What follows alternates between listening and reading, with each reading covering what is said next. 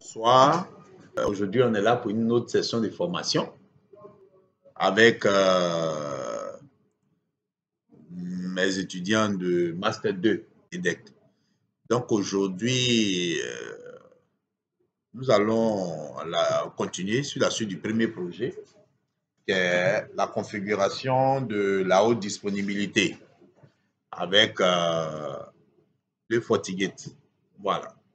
Donc, je suis Dr Goubi Jean-Baptiste, enseignant-chercheur à l'université Nangu à Bourgois et consultant formateur dans plusieurs grandes écoles de la place comme EDEC Abidjan, où je suis actuellement au cours de Master 2 avec mes étudiants de Master 2. Je suis au cours de sécurité avec mes étudiants de Master 2.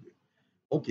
Donc, comme j'expliquais, de là, la dernière fois, donc on avait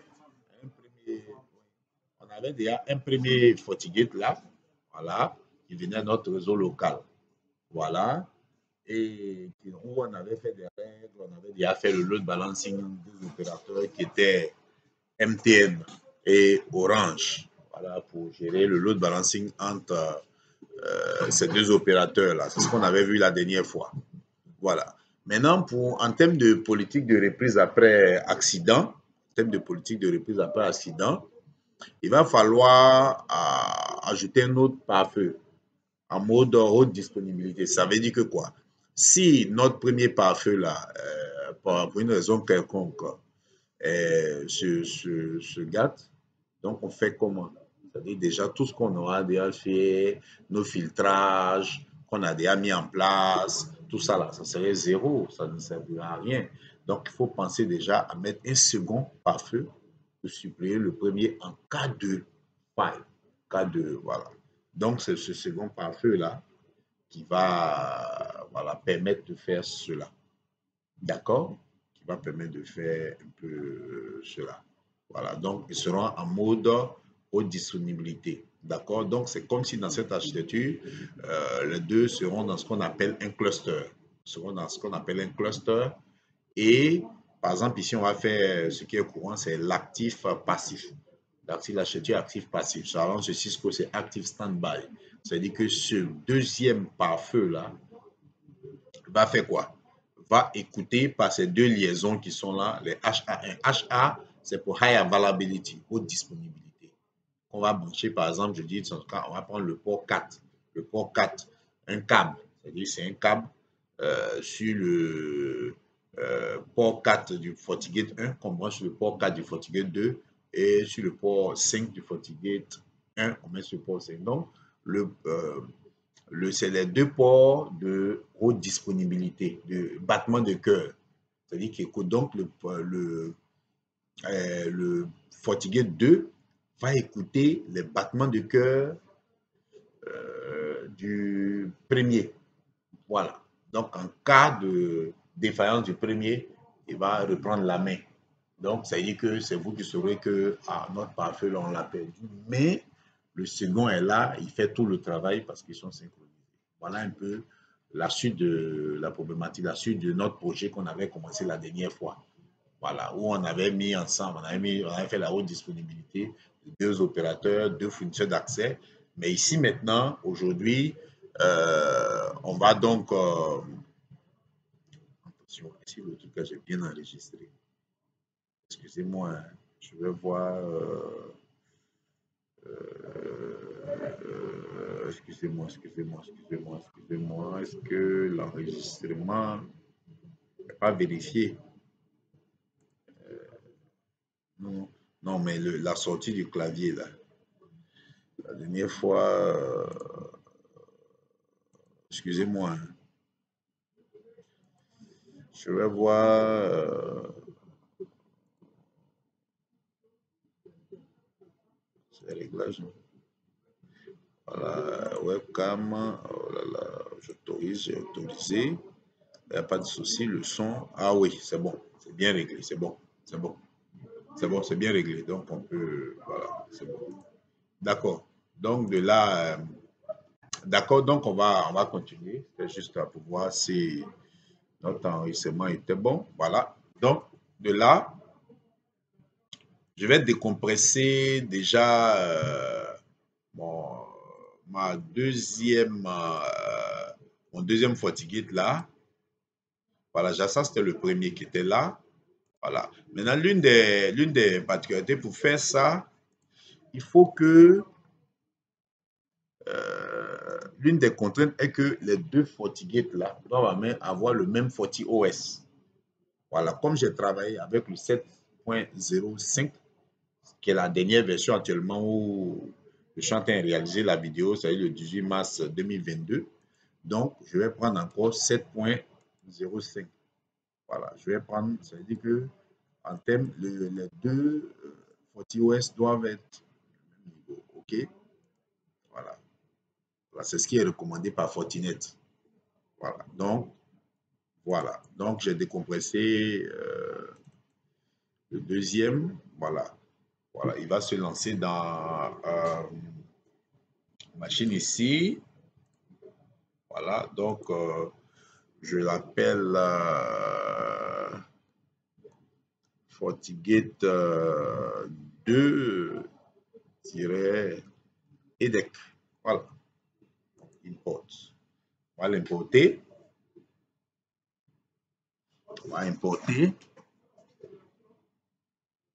Voilà. D'accord. Donc, je vais mettre en marche. Voilà. Toujours sur cette base. Donc, j'ai dit que je vais donner 10.12.5 parce que, bon, on va rentrer sur le premier. Hein, le premier, voilà, sur mon premier FortiGate là. Je vais rentrer sur le premier là. Je vais rentrer sur le premier. En attendant que ici, ça puisse démarrer. Voilà, ça peut se décompresser. Je vais rentrer sur le premier.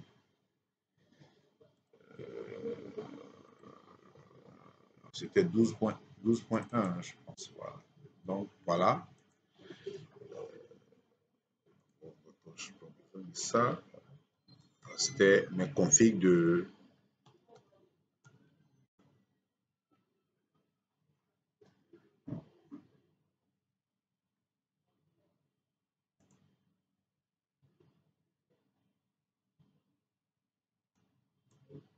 Voilà.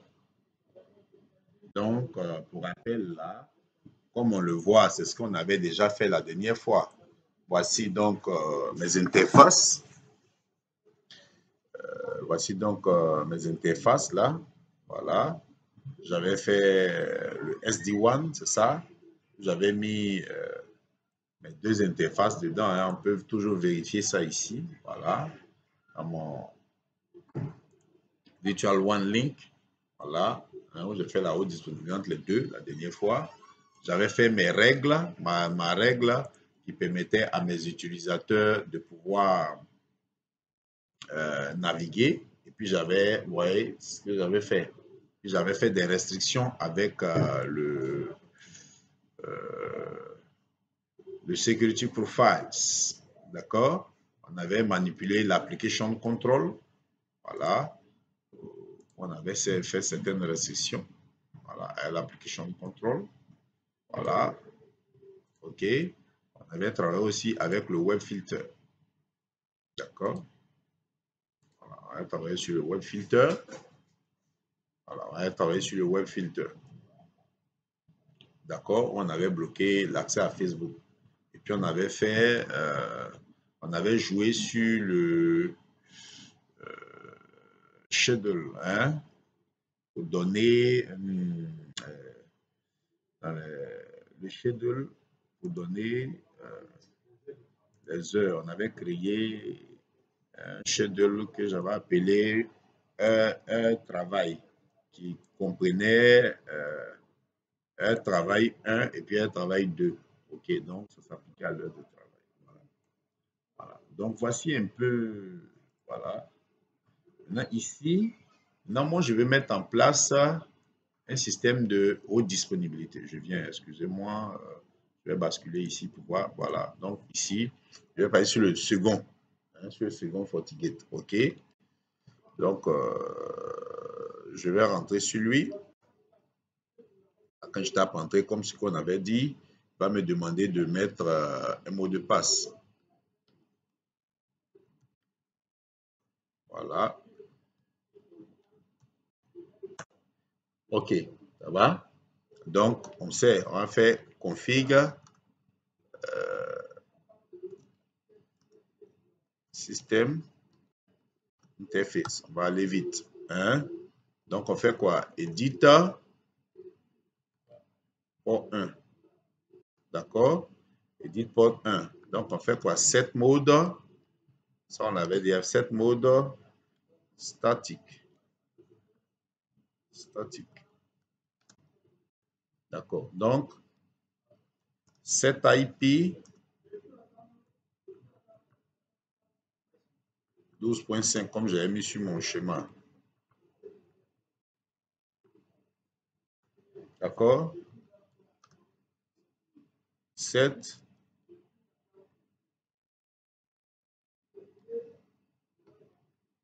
allo access HTTP HTTPS SSH ping. D'accord? Voilà. Donc, end. D'accord? On peut faire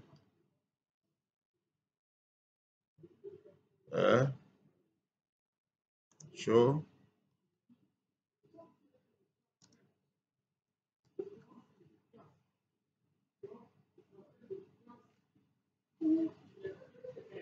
voilà. OK?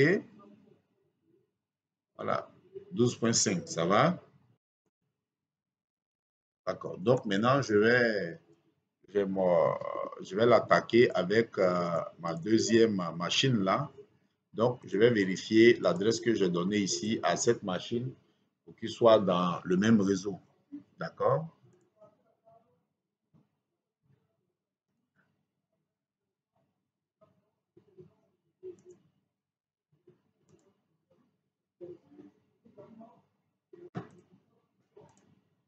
Voilà. Bon, je vais donner 12.20. Hein?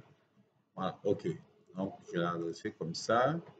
Donc, ça veut dire que je peux attaquer maintenant pour voir un peu l'interface hein, voilà, de deuxième donc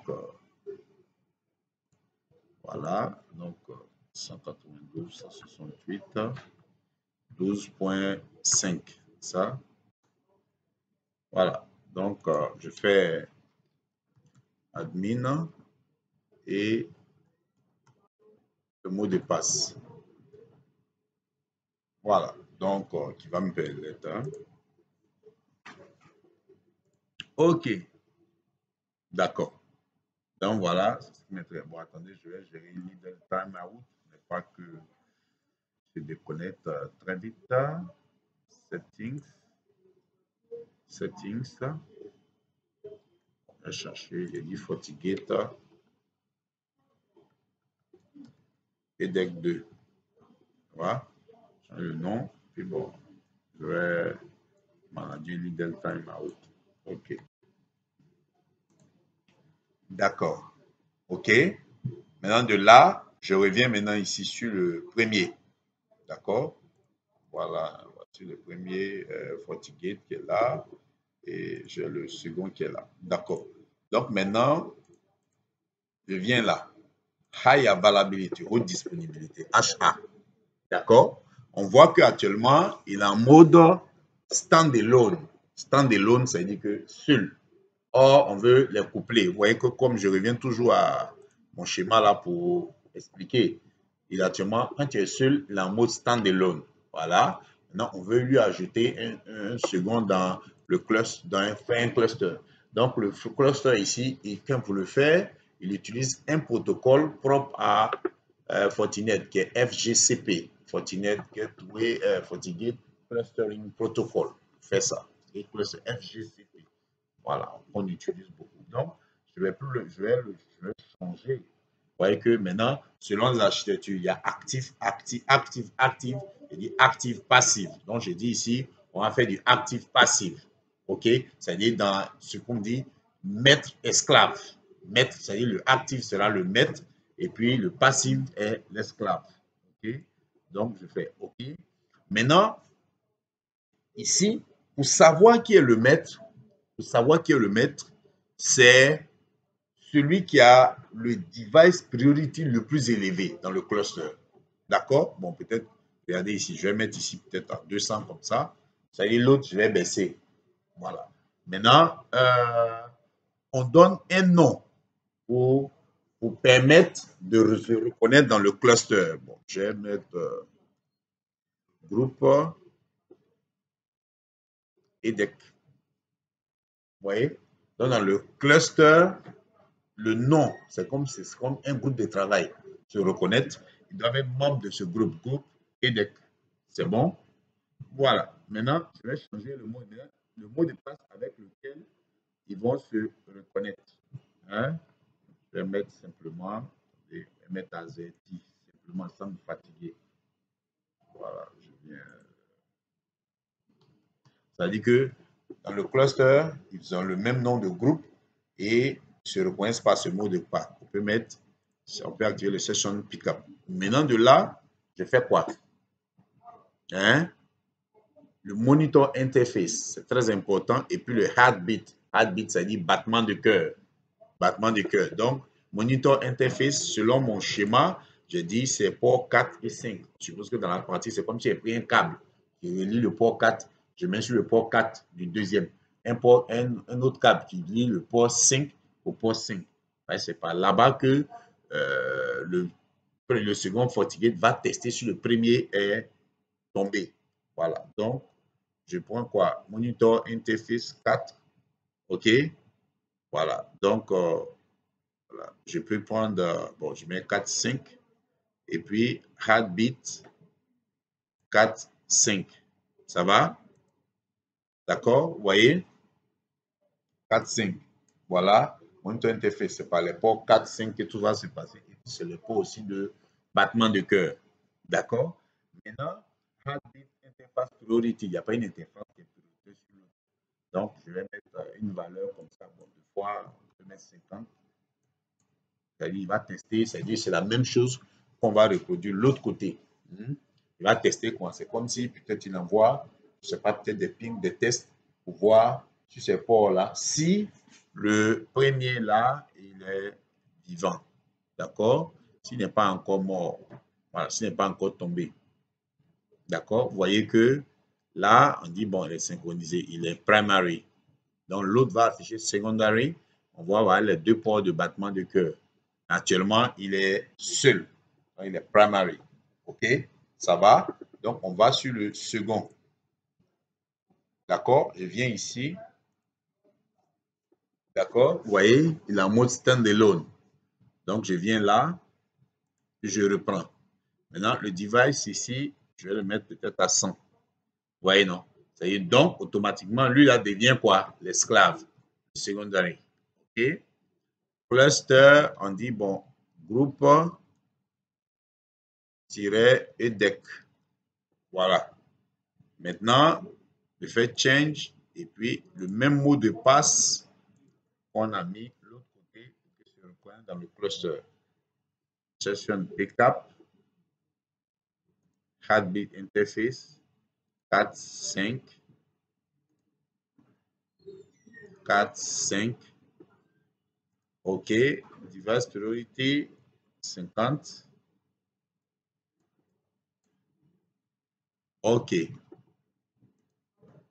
Donc, voilà. Normalement, la synchronisation va commencer. On attend. Après, on va perdre la connexion ici, sur le second. Voilà. On attend ici. Ici, ça va bouger. Sur le second, ici, seulement il tourne. On attend. Donc, il n'y a plus rien à faire. Hein. On attend. Ouais, vous voyez qu'il a commencé. La synchronisation a commencé. Donc là, il n'y a plus rien à faire. C'est-à-dire c'est sur le second. Il a commencé déjà à tenter de se synchroniser avec le premier. Oui.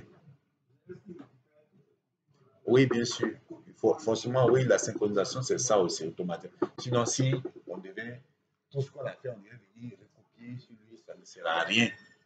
Voilà. Donc, vous voyez qu'il tente de se synchroniser dans le cluster pour qu'il puisse récupérer toute la configuration. Donc là, on n'a qu'à assister. Hein. Ici, mais normalement, attendez, je vais le faire recharger. Voilà. Voilà, ceci sur le premier. Donc, normalement, il doit afficher 2. Voilà. Vous voyez qu'il affiche le deuxième, mais dit n'est pas encore synchronisé. Vous voyez, non? Il affiche. Oui, c'est automatique. Oui, oui, forcément, forcément. Ils sont dans un cluster, ils fonctionnent ensemble. Donc, on patiente, vous voyez que HA primary, mais ici, on va perdre, là, on est en train de perdre la on ne peut plus rentrer ici parce qu'il est l'esclave. Donc, on n'a qu'à attendre que la synchronisation puisse se terminer. Quand c'est bon, ici, il va afficher ici que la synchronisation est parfaite. Et puis, il revient là, quoi, à la ligne, et puis de là, on actualise ici, on voit qu'il va mettre synchronisé. Il dit que, voilà, les deux sont synchronisés. Bon, ils ne sont pas encore synchronisés. Voilà. Donc, on patiente. Voilà. Donc, voici un peu la notion de clustering. Voilà, mettre 2 pare-feux fatigués. Donc, ça se fait à tous les autres pare-feux, quoi. Par mesure de prudence. On a un. Mais il faut prévoir en termes de sécurité, en termes de politique de reprise d'activité, PRA, de politique de reprise d'activité. Si le premier, notre premier pare-feu qui nous sert de quoi? De firewall, qui fait le filtrage, qui fait quoi, ainsi de suite, là, qui fait le filtrage, qui fait tout, s'il tombe, tout ce qu'on aura fait serait zéro. C'est celui-là, si on a des serveurs dans DMZ par lesquels les gens vont accéder depuis. Voilà. Donc, il y a beaucoup de choses qu'on ne pourra plus faire. Voilà. Ah, d'accord. Je pense que c'est synchronisé. Hein. On va voir ici. Je vais réactualiser.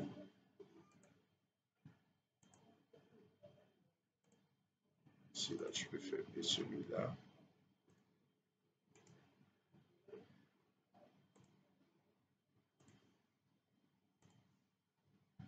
OK.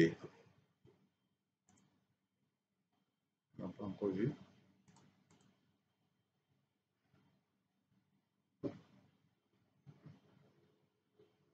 Ah. Non, il n'a pas encore fini. C'est qu'il n'a pas encore fini. Est-ce qu'il va mettre la semaine entre... Ah, il n'a pas encore fini. C'est ce que je veux dire. Il n'a pas encore fini. Il n'a pas encore fini. On va attendre. Quand il finit bien, parce qu'il me met 50, je viens. Il dit external file are not synchronized with primary. Donc on va sentir. Il va me dire que c'est bien synchronisé.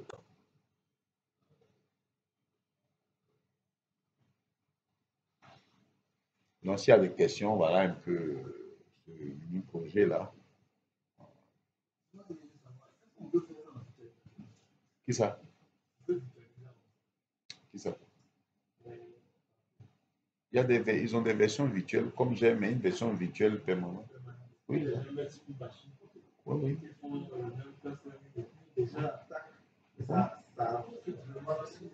Oui, oui.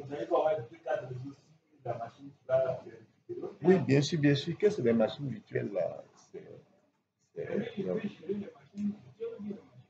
Non, il me demande est-ce que le parfait là, il y a une version virtuelle? Si, il y a une version virtuelle. Ça, nous, on suppose que c'est 2 parfums physiques. Comme hier j'ai venu à quoi? Le 110C, c'est-à-dire le deuxième là. C'est ce qu'ils ont beaucoup fait. Voilà. C'est 2 parfums physiques qui sont peut-être à l'entour du réseau. Qui ça? Bon, là, bon, j'ai pas.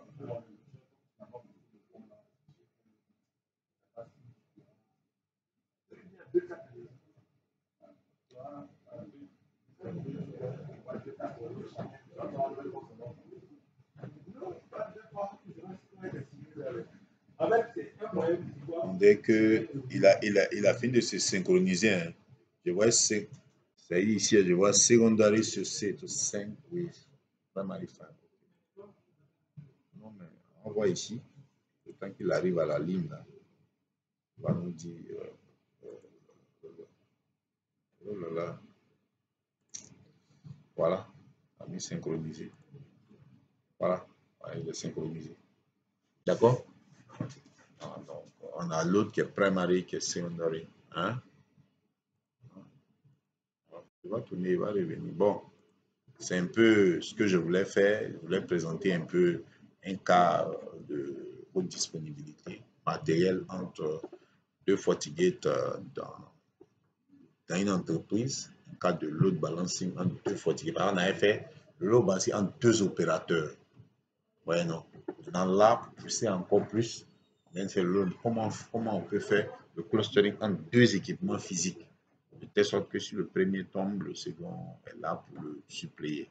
Voilà, donc ça, c'est pour avoir maintenant la route de solution complète parce qu'on supposait que le load balancing en deux fournisseurs d'accès, c'était de manière logique de gérer la connexion.